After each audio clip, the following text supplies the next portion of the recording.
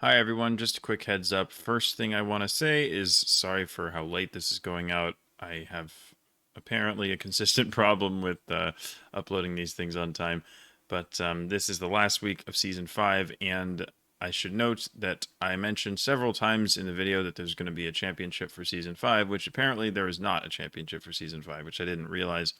I think there will be one for season 6.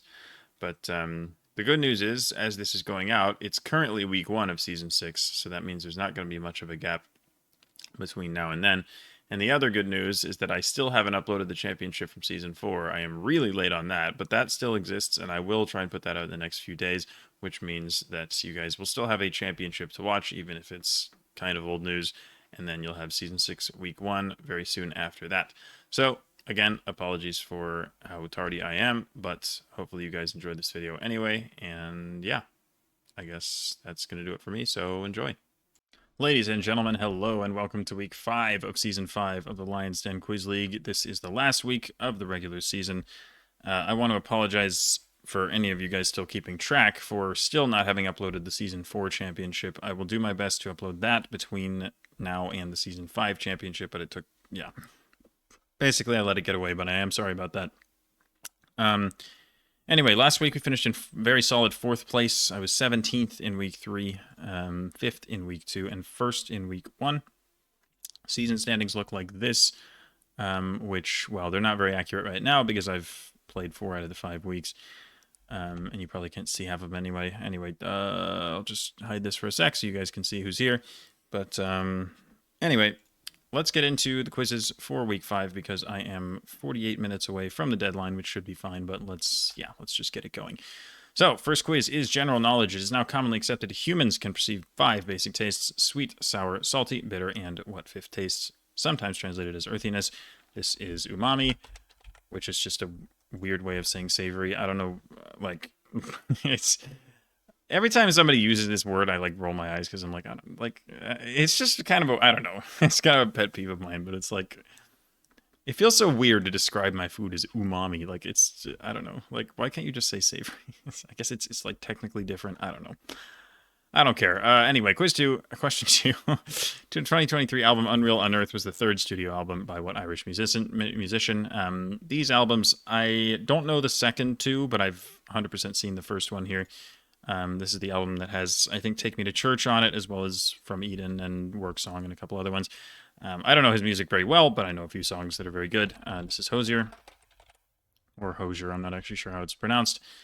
But yeah, anyway, that is number 2. Question 3, diatomaceous earth, a powder made from fossilized algae and phytoplankton, consists mostly of what chemical compound, which makes up the majority of sand and glass? So I believe that sand and glass are made up of quartz, which I think is silicon dioxide, if I'm not misremembering. I'm pretty sure that silicon dioxide is what quartz is, and I'm pretty sure that's what these things are made of. I'm not 100%, but I feel pretty good about this answer. It's possible that they want me to say quartz, but the phrasing chemical compound makes me think I'm supposed to say like the actual elements, so I think silicon dioxide is probably my best bet, but that should hopefully be the answer to this. Question number 4, Journey to the Center of the Earth is an early science fiction novel by, of course, Jules Verne. Phileas Fogg, attempting to circumnavigate the globe, is around the world in 80 days. In astrology, I'm not gonna, whatever. The 3 signs known as Earth signs are spaced 4 months apart. They are Capricorn, Taurus, and what other sign? I don't know. I care even less than I know, but this is, I mean, it's a representation as a human. I thought of the 12 signs. I'm like, okay, which ones are humans? I believe Aquarius is a human. I believe Sagittarius is a human. And I believe Virgo is a human. And then Gemini, kind of, but they're twins, and this says human singular, so I figure it's probably not Gemini. But I was thinking first that, like, Earth signs would actually mean something because it's like, maybe these are things that are found on Earth or something having to do with the ground. Capricorn is, what even is Capricorn? What is Capricorn? It's some kind of like mythical thing. It's like a goat. Anyway, I think Capricorn's a goat. Taurus is a bull. And I'm like, okay, like, does it have to do with the Earth? But then I realized, like, Leo is an animal that is on Earth, just the same as the other ones. Whatever. Scorpio. I mean, these are all found on the ground. And then I realized this is astrology. None of it is logical. None of it makes any sense whatsoever. So trying to figure out what the actual answer is by thinking, oh, it has something to do with the Earth is not going to work anyway because it's all complete pseudoscientific nonsense. So I am going to say Virgo. I also don't know what signs correspond to what months other than a few, but I don't know what Capricorn or Taurus are either, so I have no idea what part of the year we're talking about, and I'm just going to say Virgo and move on and hope that I'm guessing right, but I don't know. Finally, what man's name has been redacted in the picture below? The Earth is represented by a sign labeled Erda. This is really hard to see for you guys, I'm sure. But in the first one, the Earth is in the middle. In the second one, the Earth is in the middle. And in the third one, the Earth is chilling out here around the third ring. So this one says, I don't remember what it says. This one says Ptolemy, like Ptolemaica, like Ptolemy. And this one, presumably, since it is heliocentric, is Copernicus. Unless it's Galileo and I'm misremembering, but I'm pretty sure Copernicus is the heliocentrism guy. So that should be that. And I think I'm going to enhance number 3 because I feel probably 95% confident that silicon dioxide is what we're looking for here. And the others feel a little bit easier than that one. So 3 it is. And for silicon dioxide, Virgo. Let's go. He frauds the astrology question. Hell yeah. Oh man, it was a 1 in 3 chance. I mean, I had no basis. I guessed Virgo because the other two, Aquarius and Sagittarius, I think are humans, but I'm not 100% sure. Like, I think Sagittarius is like an archer and Aquarius is like somebody like carrying water or something. But I don't know for sure that they're humans, whereas Virgo's like a virgin, and I'm pretty sure that's a human. So it's like, I just figured that was a slightly higher probability guess than the other two. Worked out. Nice. Don't need to know anything about astrology when you can just guess the answer. Quiz 2. Groundwater is found in what underground layers of permeable rock? Artesian wells drilled into these structures can bring that groundwater to the surface without need for pumping. So I've heard the phrase, like on Fiji water, they print like facts about Fiji water. Like I've had Fiji water a couple times and like read the bottle. So they call them artesian aquifers, or at least that's what they call them on the water bottles. But anyway, yeah, I mean, underground layer of rock with water in it is what an aquifer is. Question 2. Howard Carter in 1922 discovered the burial ground of King Tut, or Tutankhamun, which is, well, it's probably the most famous discovery of a tomb in history. But Howard Carter is just the guy who found Tut's tomb. Question 3. In what device would you pour water and coarse coffee grounds before pushing down on a piston attached to a mesh filter, separating the grounds from the liquid? This, I'm not sure, but I think the best guess I have is French press, because I know that this is... A French press has some kind of like stick thingy that comes out of the top that you presumably press down. So like piston probably makes sense. And I know that this is a coffee making device, and I don't think I can really name any other coffee making devices. So this is definitely the best guess that I've got. Question 4. Christmas at Ground Zero, a cheerful song about nuclear annihilation imitating the style of Phil Spector's Christmas albums, was the result when what singer's label forced him to write a holiday song? So I don't really feel good about the answer that I've come up with here because it doesn't feel quite right to me. But the person I thought of was Tom Lehrer, because I know he makes a lot of sort of parody type songs. So this title sounds very Tom Lehrer to me. But like record label, like I feel like he's like an independent like dude who just makes like parody songs. I don't know about label forcing him to do stuff. It just seems weird to me. And also, I don't know if he plays other instruments. So, it's the best guess that I've come up with. I don't know. It feels kind of wrong to me. Anyway, question 5. 2002 documentary Devil's Playground follows young members of what religious group as they try doing things that normal people do, all for the first time, as part of a rite of passage. I figure this is probably the Amish because, I mean, I've never heard of the word rumspringa, but like people who have never done basic things sounds like the Amish because they just don't use technology. So presumably that's what's happening, unless it's like Mennonites or some other similar thing, but hopefully the Amish is all they're looking for. And then finally, question 6. What 1993 film did IGN writer Michael Swaim credit with popularizing a particular trend that helped audiences become more appreciative of complex storylines, citing several other things? So I thought for a little while about this one, and then something came to me that felt quite decent. So I was in an online trivia league match like a week ago. It was about a week ago. About a week ago. Anyway, there was a question on the movie Groundhog Day that prevented me from getting a perfect score that week. I missed one question, and it was a question about the main character from Groundhog Day learning to play Rhapsody on a theme of Paganini. Anyway, it was. I'm sure that it was 1993 because I remember the question again because it was a week ago. I remember it saying the year that the movie was released. So it was 93, and it makes sense, I think, to me that Groundhog Day would be the answer because, like, complex storylines, the idea of him, like, dying and then, like, things repeating makes sense. The only worry that I have is that the other movie I know that uses, the only other piece of media I know that uses that trope is Edge of Tomorrow, which is notably not cited in this question, which makes me think I may have the wrong thing. But I know Groundhog Day is 1993, and I figure there's no way I'm coming up with a better answer for this. So I'm going to say Groundhog Day, and I cannot wait for this to be wrong after explaining why I said Groundhog Day for like 3 minutes. But that's going to be my answer here. And as for what to enhance, I don't know. I think Tom Lehrer feels probably not right. Amish, I think, is too easy. French press also might be wrong. I honestly, because Aquifer is not that hard. Tutankhamun is not that hard. Is it worth enhancing Groundhog Day?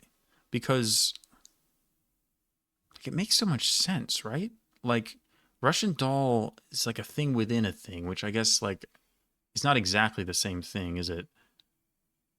I'm kind of worried that it's going to be wrong.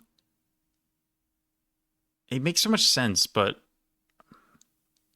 I'm going to be a chicken and I'm going to enhance Aquifer instead because I don't feel quite confident enough to enhance number 6, which maybe is a mistake on my end, but it just feels I'm just not sure. It is Groundhog Day. Okay. Weird Al. Damn it. Of course it's Weird Al. That makes so much sense. No. He's like the other guy who does parody songs.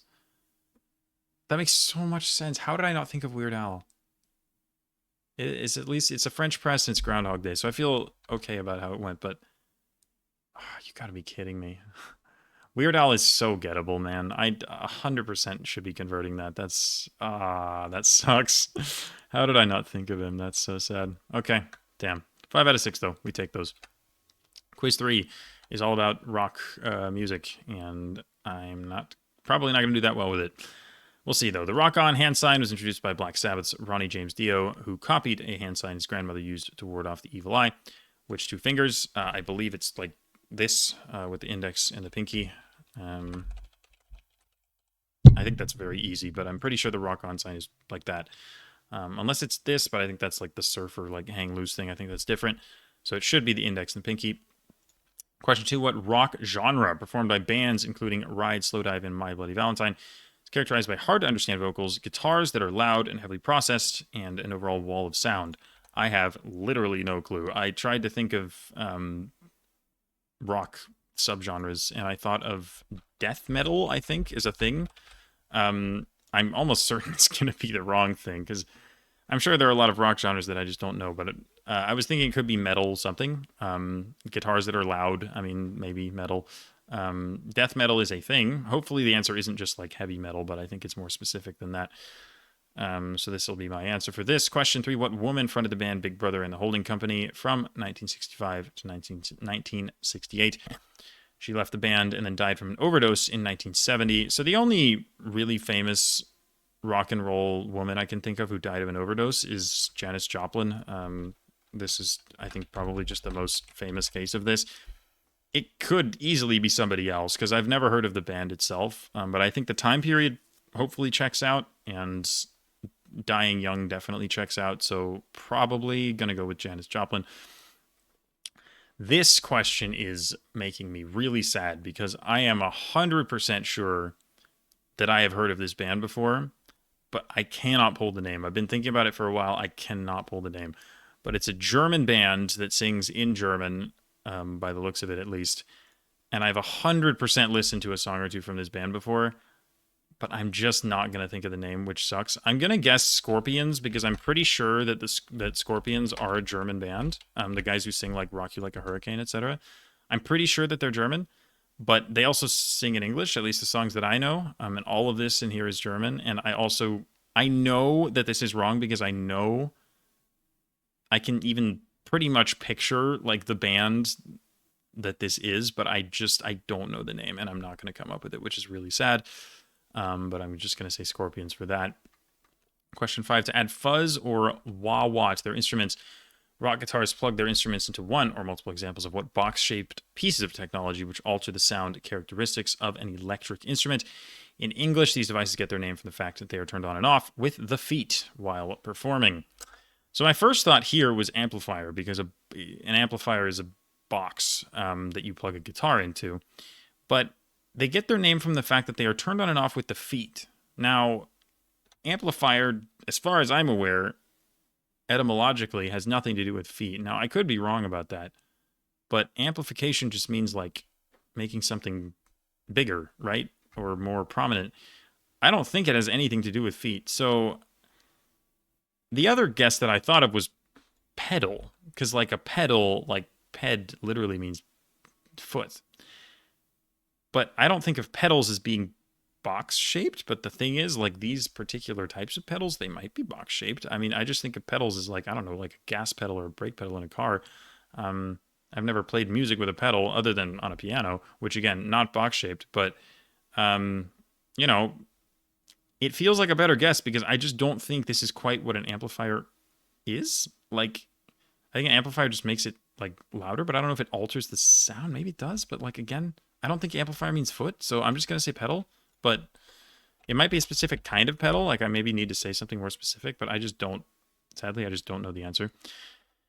And then finally, dressed in a button-down shirt and underwear, Tom Cruise lip syncs and dances to Bob Seger's Old Time Rock and Roll in an iconic scene from what 1983 movie? The film's title aptly describes the antics that his character engages in while his parents are away on vacation. This is something I should 100% know, but I suck at pop culture. I don't watch a lot of movies or TV, and I don't think I have this. I'm going to guess Dirty Dancing because I know that that's a movie. Problem is, it says dancing or dances in the question, which seems not ideal if that was the answer. And also, like, the antics that could, like, it could be right. It could be right, but it doesn't feel right. And I don't know if this has Tom Cruise in it or not. Again, I don't know movies well at all, especially ones that came out before I was born. So this just unfortunately isn't going to happen. So I think I have to enhance number 3 because 1 is like very easy. 5 might be right, but again, I don't know. 4 is definitely wrong. 2 is almost certainly wrong. 6 is almost certainly wrong as well. So this is a rough quiz for me, but I think the only one that's going to get me any reasonable number of points is number 3. So hopefully it is actually Janis Joplin. And I will go ahead and submit and maybe get, I don't know, 2 or 3 out of 6 most likely. But we'll see what we've got. Pedals. Okay. Well, pedals is right. Second and fifth fingers. Okay, that's 3 out of 6. That's fine. Rammstein. Damn it. That's 100% the band I'm thinking of. I wasn't going to come up with the name. I'm not familiar enough. I don't listen to this kind of music. So, I mean, I listen to some like older rock, but not anything more modern. So this is just not something I'm going to know. But that's definitely the band I was thinking of. So that's super unfortunate. Risky Business. Again, that's super gettable. And it's something I 100% should know. But I just don't watch movies. And yeah, I need to know famous Tom Cruise movies. But I only know a few, and they weren't that one. Edge of Tomorrow, that's a good movie. Clearly wasn't this one, though. And then shoegaze. What the hell is shoegaze? That's the music genre question? I have never heard of that. That's surely a very hard question. That one I have no chance on. 4 and 6 I should know. But 2 is a killer, for sure. All right. Number 4 is about Pokemon moves, but thankfully you don't have to know the Pokemon moves. You can get it by other means. But basically the idea is every answer is a ground type Pokemon move. You're given the number of letters in each word of the answer, and you have to name the move, but there are alternate clues. So basically, this first one, the granular substance that covers beaches is sand. Blank of the unknown soldier is tomb, so the move is sand, tomb, four letters each word. So that's the basic idea. Question 1. Name this setup move, or in other words, Black Klansman director Lee, and being John Malkovich director Lyons, among others. So this is very easy. I mean, I think, at least. The Pokemon is throwing spikes at the other Pokemon, and the first person is definitely Spike Lee.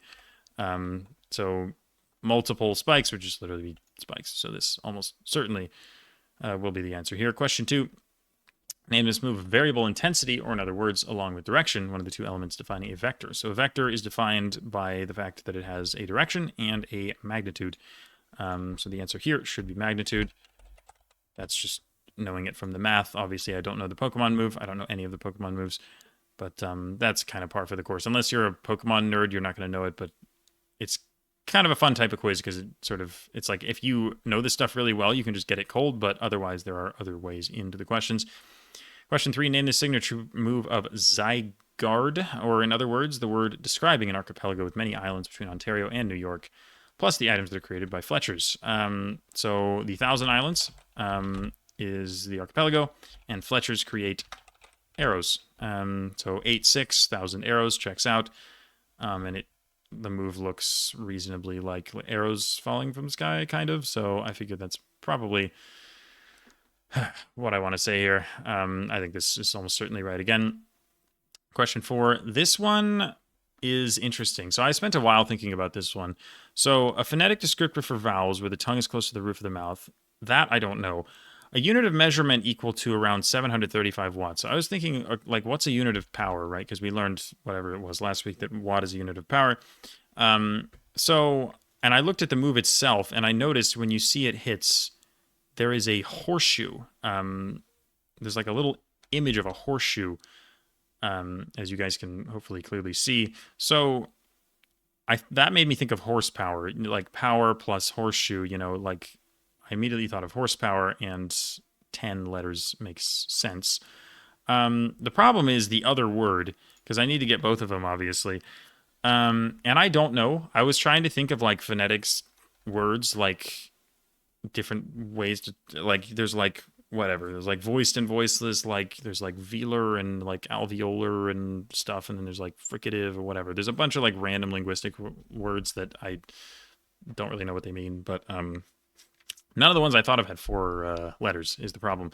So the best thing that I thought of after thinking for a while about what word could this be, what word could precede horsepower, the best thing I thought of was high, because tongue is close to the roof of the mouth seems to be implying that it's like high. And then also, like, if we're talking about, like the name of a move, like what word would precede horsepower? Like, surely, I mean, there are plenty of things that it could be, but the word high came to mind. It's 4 letters. It makes sense given the description of the roof of the mouth thing. And then I just thought high horsepower sounds like it could definitely be a thing. So it's a guess, but it's a guess that I feel decent about. Anyway, enough yapping. Question 5. Name this healing move, or in other words, the title locale of an American reality series set in Jersey. And then a Pete Docter film whose working title was Heliums. So this surely would be Shore Up. First thing is definitely Jersey Shore. And then I was thinking, okay, shore, and then 2 letters, like what's a phrase that's like shore blank? Shore up is just a phrase that exists. And then I realized, okay, up is surely the movie because heliums is the balloons. And then finally, question 6. This is the one that I have no idea on. An aggressive grading subgenre of trap music from Chicago, no idea. DJ nickname, no idea. These are both music clues. I don't know them. But it looks like this guy is launching a drill bit at the other guy, so I'm going to say drill bit and move on with my life. And then as for what to enhance, like, high horsepower definitely could be right, but I just don't feel good enough about it. Shore Up, I think, is a little too easy. Spikes is definitely too easy, so it's between 2 and 3. And the question is, which of these questions is actually harder? And I'm not sure. This one, you just kind of have to know that vectors have direction and magnitude. I don't know how easy or hard that is. This, I mean, arrows is easy. Question is 1,000. How easy is 1,000 Islands? I mean, it's a geo clue. I'm going to enhance 2. But who knows if that's the right call or not. All right. That looks like it has a thing, although it's going to mark me wrong, isn't it? Yep. Even though that didn't feel very wrong to me, but thanks anyway. All right. Spikes, magnitude, 1,000 arrows, high horsepower, shore up, drill, run. I was close. 5 out of 6 is fine on a quiz about Pokemon moves. Again, obviously there were alternate clues, but of course I wasn't going to know any of the clues of the moves directly. So I will take 5 out of 6 on that quiz, to be honest. And I was honestly not that far away from 6 out of 6. But again, the name of the... What was the... I don't even remember the second clue, but it was like a DJ nickname, which again, I'm never going to get, so... Fine by me. Quiz 5 is about earthquakes. A large earthquake in 1963 destroyed over 80% of what capital city that lies in a namesake basin. During the city's reconstruction, the Karpush neighborhood was built west of its center, and new parks were built along the Vardar River. So this is cool. I'm not even sure I can think of an instance. Okay, that's probably not true. But it's very rare when I'm playing GeoGuessr that me having learned all 80 municipalities of North Macedonia helps me, because it's like normally it points you towards a massive city anyway, and there's so little coverage in North Macedonia that it's like it so rarely comes in handy that I actually know a bunch of towns in North Macedonia. But Karposh is one of the municipalities in the city of Skopje, so it's Skopje. This also came up in the what's it called, the guessware video. I don't know if it was number 2 or number 3, but Skopje satellite view was in that video as well, and this definitely looks right. But Karposh, I'm 100% sure is Skopje, so that is a fun way into that question, and shout out whoever wrote it for actually putting Karposh in the question. I'm going to guess that it was Looney. It was Looney. Thank you for that clue, Looney. I love it. All right, question 2. World's largest tuned mass damper, which absorbs seismic shocks and vibrations caused by earthquakes and typhoons, can be seen from the indoor viewing deck of what building's 89th floor, which is about 88% of the way up the building. So my first thought here was the Empire State Building, because I think the 86th is the highest floor that you can go to, and I believe the Empire State Building has 102 floors in total, if I'm remembering correctly. So I'm thinking 89th floor is about 88% of the way up the building, so it's going to be around 100. But then I realized, wait a second, how about Taipei 101? Because Taipei 101 has obviously 101 floors, which 88% makes perfect. If 89 is 88% of the way up, then like 89 over 101 is roughly 88 over 100. So like that, it should be 101. And if it's 101, and also it says typhoons, which are, Asian hurricanes. Taipei 101. So this surely should be the answer. And again, like, New York doesn't get a lot of earthquakes. Taiwan does. So again, that just makes a lot more sense. So that should be the answer there. Another very interesting question, in my opinion. Question 3, 1906 earthquake. I was really happy when I saw this. I was like, oh, it's San Francisco, because it's a 1906 earthquake. But it's a different one. Destroyed much of what coastal South American city and namesake of its subdivision. Another subdivision clue. How beautiful is that? Its country's legislature convenes in the city, though the official capital is 100 kilometers to the southeast. So I thought for a little bit about this one and then settled on what I assume is the right answer, which is Valparaiso in Chile, which, yeah, it's close to Santiago, which fits the bill. The subdivision is just north of the Santiago metropolitan region, so it makes sense that it would be to the northwest. It's a coastal city, namesake subdivision. It just fits, and Chile has a bunch of earthquakes, so I was thinking, I thought about the other ones. I was like, could it be Montevideo, Buenos Aires, like Lima, whatever, but none of them made any sense. So this one should be Valparaiso. Question number 4, another major 1906 earthquake, which is still not the San Francisco one, had its epicenter quite north and quite west, and is usually named after what archipelagos. The Ring of Fire is like the ring of volcanoes that goes all around the Pacific. But this, I'm thinking, look, 174 west is like basically like middle of the Pacific. It's the opposite of the prime meridian. Just goes through the middle of the ocean. And 52 north is quite far north, much further north than like the mainland U.S., for example. Well, not much further north, but further north. So I'm thinking this presumably is the Aleutian Islands, because I think there's something called the Aleutian Islands earthquake. I'm not 100% sure about that, but again, there are a lot of famous large earthquakes in Alaska. 52 north, 174 west sounds right for Alaska for the Aleutians, and it's on the Ring of Fire. So that's my reasoning there. Question 5, the 1755 Lisbon earthquake destroyed many buildings, including the one seen below, which had tragically only been open for 6 months. What type of building was it? Modern examples include an iceberg-inspired one on the Oslo waterfront, which I was standing outside of like 2 months ago, and one named after Lady Beatrice Regina della Scala of Milan. So La Scala is the uber famous opera house in Milan, probably the most famous opera house in the world. It's certainly close. So this should be an opera house, and of course, yes, the Oslo Opera House was indeed styled to look like an iceberg. So this would be Opera House. Question 6, this is the one I don't know. During the 1600s, 1700s, many churches that were destroyed in earthquakes in places like what are now the Philippines or Guatemala were rebuilt by Spanish colonists in what architectural style? They've been referred to as earthquake blank. Yeah, I'm not sure. I mean, I'm just going to send a guess because it's like, whatever. There's only so many architectural styles. There's what? There's Baroque. There's Neoclassical. There's Renaissance. There's there's like Prairie, which is obviously wrong. I mean, I'm trying to think of like older ones. Anyway, Gothic as well. I'm pretty sure it's not Gothic because this doesn't look like Gothic cathedral. Like Gothic cathedrals are always the famous ones, like Notre Dame and stuff. This doesn't look like a Gothic cathedral to me. So I'm gonna guess one of the ones that isn't Gothic. I'm gonna go with Baroque. I don't know.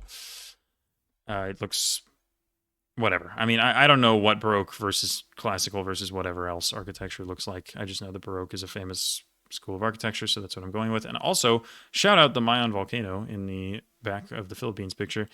I don't know if this cathedral's in like Legazpi or something, but Mayon volcano may be the coolest volcano in the world. It's certainly close because it is incredibly shapely. If you haven't seen it before, I would highly recommend looking up pictures of it because it's so incredibly cool that nature can create something that beautifully symmetrical. Yeah, it's like a perfect cone, and it's a very cool mountain. So, as for what to enhance, I think I go with number 1. I think Skopje. This is not Karposh is obviously like very niche knowledge, and I think knowing the satellite view of Skopje is also really not easy at all. So I think surely that's the toughest. Valparaiso I think is also tough, but I think 1 is probably a little tougher. 6 as well, but 6 is probably wrong. So number 1 it is. We got bollards. Okay, so surely just these ones because the helmet doesn't count. Apparently it did count or something. I don't know. That one's at least pretty clear cut. Baroque, let's go. Oh my God, no way. 6 out of 6, absolutely beautiful. That was a fun quiz. I really liked a lot of the cluing. I don't know, the fact that, well, whatever. I liked it because it played to my strengths, but there were 2 subdivision clues, and there was the Mayon volcano. So yeah, shout out Looney, fun quiz. Quiz 6 is about art, basically. I forget what it's actually called. It came from the ground. All right. The whale, the monkey, and the astronaut are among the names given to geoglyphs named for what culture, which produced the majority of the glyphs, thought to have been made by the Paracas culture. So the Paracas Peninsula is a peninsula in, I think, Ica region in Peru, a little bit south of Lima, but this is also notably where the Nazca lines are. So the culture is just the Nazca. Yeah, the Nazca lines, very cool geographical feature. Question number 2, the vase seen below is an example of the type of pottery named for what European city? Style arose out of the massive demand for imported Chinese porcelain of a similar style. I have no idea what this is, by the way, which is interesting because I've obviously seen pottery with this kind of design before, like the sort of Chinese style, like white and blue. But European city? Like, I can't think of a European city that this would be named after. I'm actually very perplexed by this question. And it just seems like something I should know, but I just don't. So I'm going to guess Venice, because Venice is a large city that was a trading empire and just had massive influence. So, sure. Venetian pottery, maybe. Question 3. A mythical example of what kind of animal can be found at the top of many Pacific Northwest totem poles, which are traditionally made of wood. The mythical example of this kind of animal seen atop totem poles brings storms and rain in the myth systems of the tribes that depict it. So this is going to be the thunderbird. I assume they just want me to say bird because, like, mythical example of what kind of animal is like thunderbird is a mythical example of a bird. I am talking really fast today, and it's weird. It's like it's kind of just flowing. Like I'm not stuttering very much. Normally I stutter a lot more in these videos, but yeah, I'm locked in. I mean I just played. I've been doing trivia for the last like 4 hours. I played. I played in 2 trivia leagues directly before recording this, and now I'm recording this. But I played very well in the trivia leagues, and now I'm blazing through the quiz league. So, yeah, I guess do all your trivia at once. I'm just like as locked in as I've been in a while. So, anyway, answer hopefully is just bird. I hope they don't want me to say thunderbird. The scene known as the Pietà features what 2 figures by definition? The Pietà is, of course, Jesus and Mary. I shouldn't say, of course. I don't mean to be rude. But yeah, the Pietà is a very famous sculpture by Michelangelo and others, and it is of Jesus and Mary. Question 5. The vast majority of the items buried with Qin Shi Huang were created from what type of ceramic? These are the terracotta warriors or the terracotta army in Xi'an, China. This is a very famous monument, basically. It's notably the burial site of Qin Shi Huang.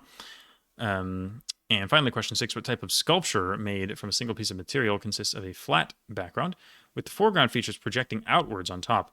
Works in this medium can be classified as high, alto, or low, bas, depending on how far the foreground sticks out from the background. So bas is what gave it away, but bas-relief is a thing, is a famous, well, I should say, I guess, famous is a weird word for it, but it's a well-known phrase, I guess, in art and bas-relief. So it should be relief. I don't know if I've heard of alto, but bas-relief is 100% a thing, and I think relief is, I think that is what this is. It's like a sculpture or whatever that kind of sticks out from a flat surface. So relief should be the answer here. And finally, as for what to enhance, Nazca I think is too easy. Venice is probably wrong. Bird, maybe. I don't know how well known the Thunderbird is outside of like the US. It might actually be decently hard, but I feel like totem poles, like if you think about an image of a totem pole, I feel like you just think of a bird, right? Like with the wings like sticking out like at the top of the totem pole. Terracotta army, again, kind of just really well known. I think I'm going to go with 6 because I feel like bas-relief, it's definitely a term that I know, but I don't think it's quite as well known as the others. So I'll go with 6. Cars, this guy. That's good. Relief, terracotta, Jesus and Mary, a bird, specifically a thunderbird. Delft? Good God. Okay. And then Nazca. So Delft in the Netherlands. What? What the hell? So it's like Delft ceramics or something? Delft pottery? That's wild. I've never heard of that. Is that something I should know? Maybe it's more well known for Europeans or something, but I have never heard of this. I thought it was going to be a bigger city than that. The Delft seems super random, but okay. Fair enough. Was never ever pulling it. And finally, quiz number 7 is about metallurgy, or well, natural resources at least. Tin mining in places like Cornwall allowed for the creation of tools made from what alloy, which began to supplant stone in early human history due to its durability and strength.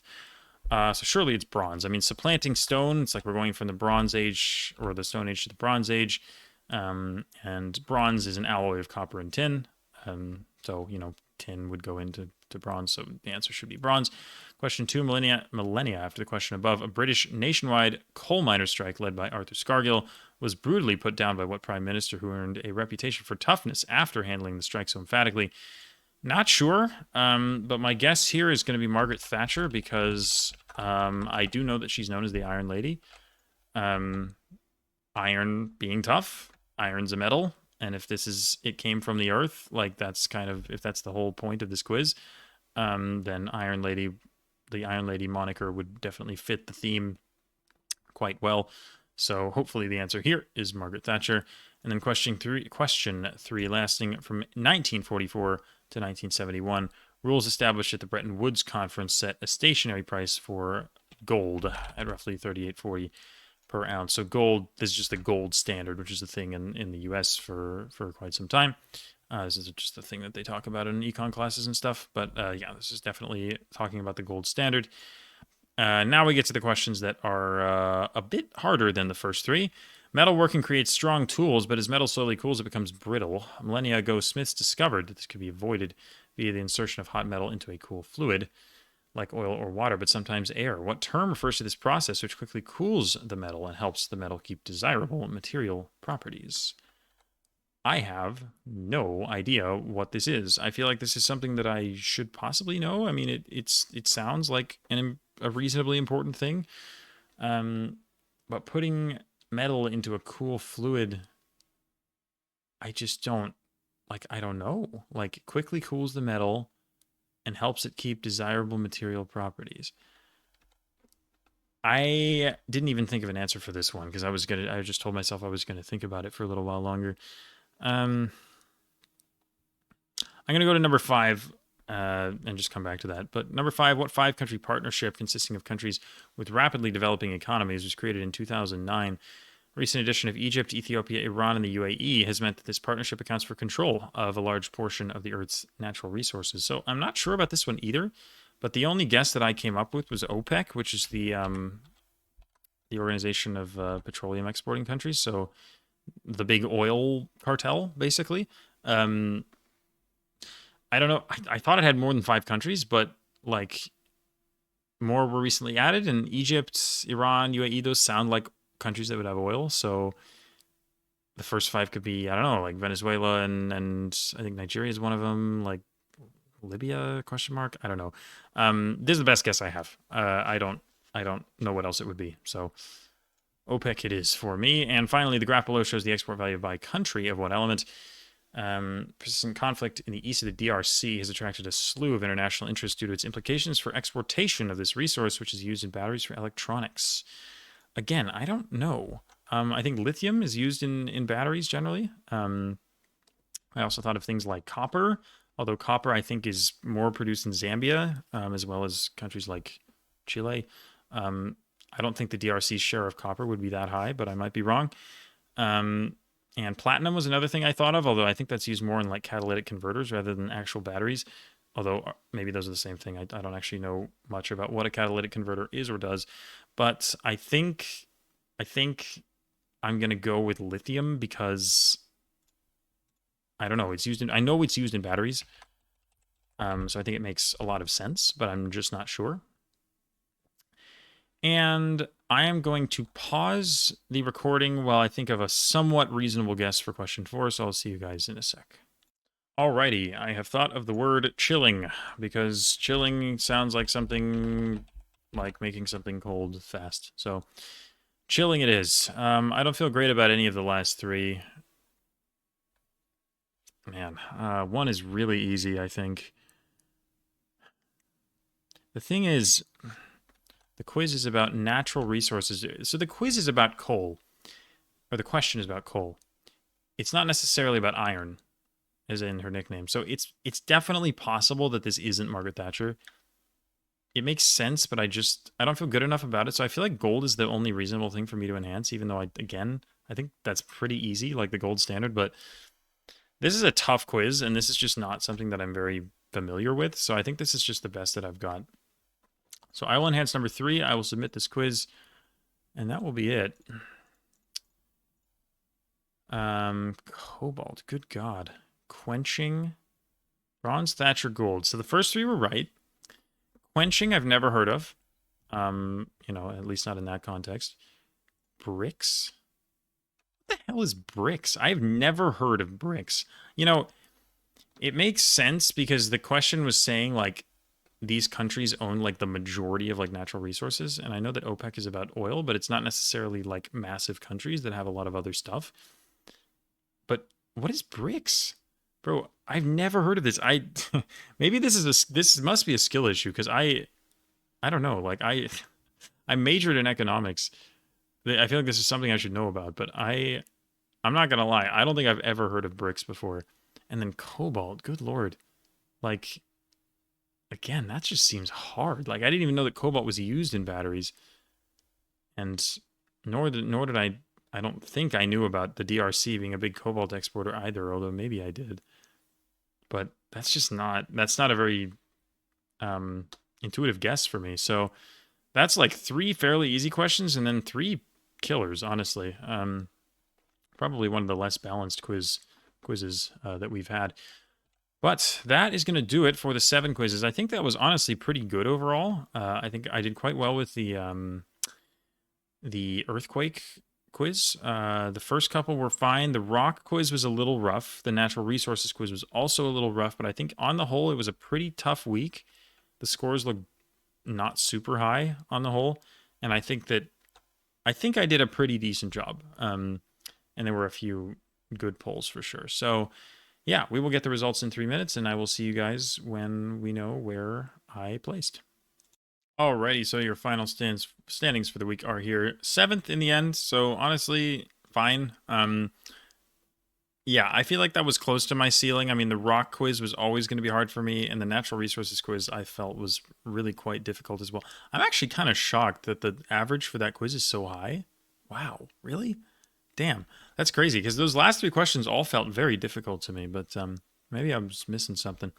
Anyway, gold medal in the first quiz, which is cool. That was which one? This one. So yeah, SiO2 was the correct money there, which is good. And honestly, yeah, again, given the difficulty of a couple of those quizzes and the fact that they weren't all right up my alley, I think that that is a decent result for the week. Still my second worst placement of the 5 weeks, but in the end, it's really not that bad at all. And then for the season as a whole, I finish in 4th place. Let me hide the face cam. I finished in 4th place out of how many? 83 people who played at least 1 week. So shout out to Rasmus, Pissman, and Solo Sensei for taking the top 3 of the regular season. And yeah, playoffs are going to be next, or the championship. So very excited for that. Happy with the 4th place finish. I think it was pretty good. I think I played quite well over the course of the few weeks. Again, pop culture is kind of always my downfall, and there are a few subjects that definitely got me, but for the most part, I think I played very well. And yeah, so that's going to do it.